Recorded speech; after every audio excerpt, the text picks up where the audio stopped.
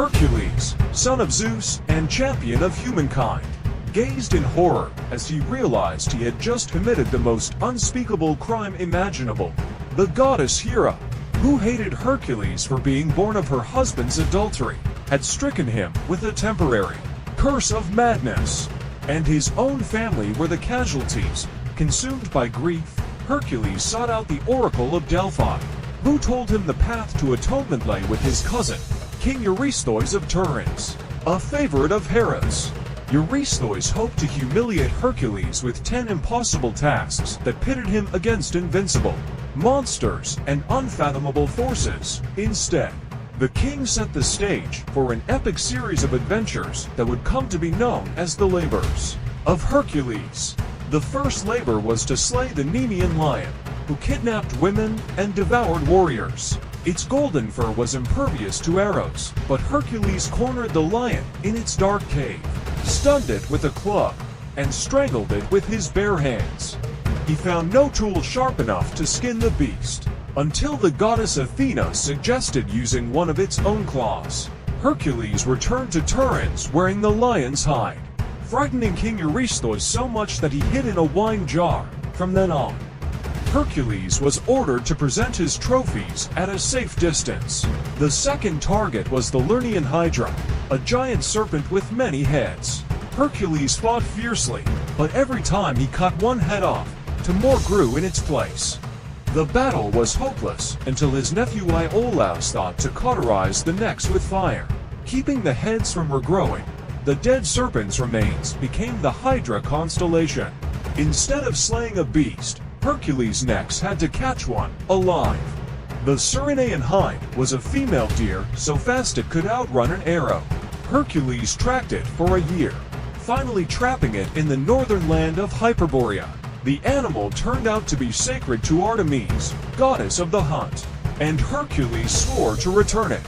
When Eurystheus saw the hind, he demanded to keep it instead, but as soon as Hercules let go, the animal ran to its mistress. Thus, Hercules completed his task without breaking his promise. The fourth mission was to capture the Erymonthian boar, which had ravaged many fields. Advised by the wise centaur Chiron, Hercules trapped it by chasing it into thick snow. For the fifth task, there were no animals, just their leftovers. The stables where King Auges kept his hundreds of divine cattle had not been maintained in ages. Hercules promised to clean them in one day if he could keep 1/10 of the livestock. Auges expected the hero to fail. Instead, Hercules dug massive trenches, rerouting to nearby rivers to flow through the stables until they were spotless. Next came 3 more beastly foes, each requiring a clever strategy to defeat. The carnivorous Stymphalian birds nested in an impenetrable swamp, but Hercules used Athena's special rattle to frighten them into the air, at which point he shot them down.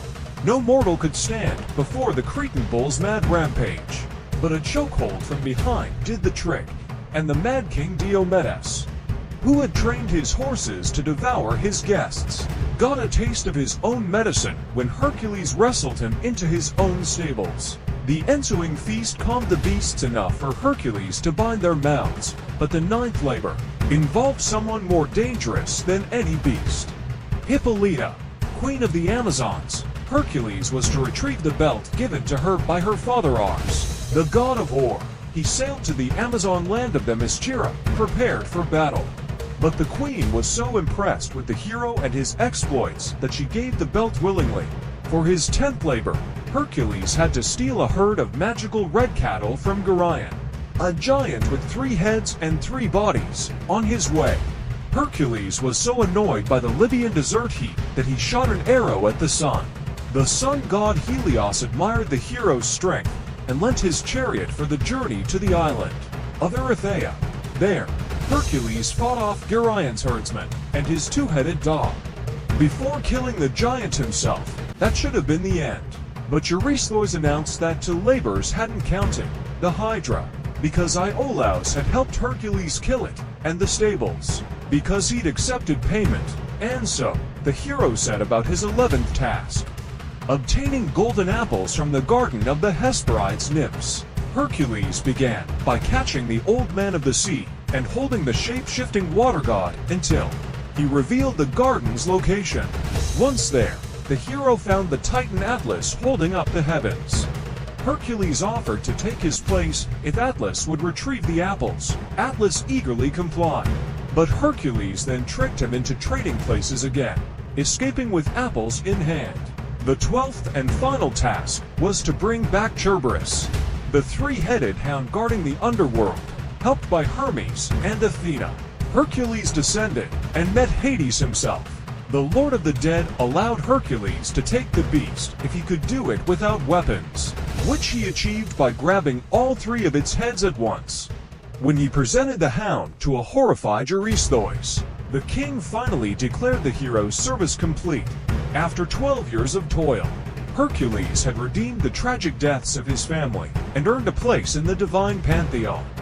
But his victory held an even deeper importance. In overcoming the chaotic and monstrous forces of the world, the hero swept away what remained of the Titan's primordial order, reshaping it into one where humanity could thrive.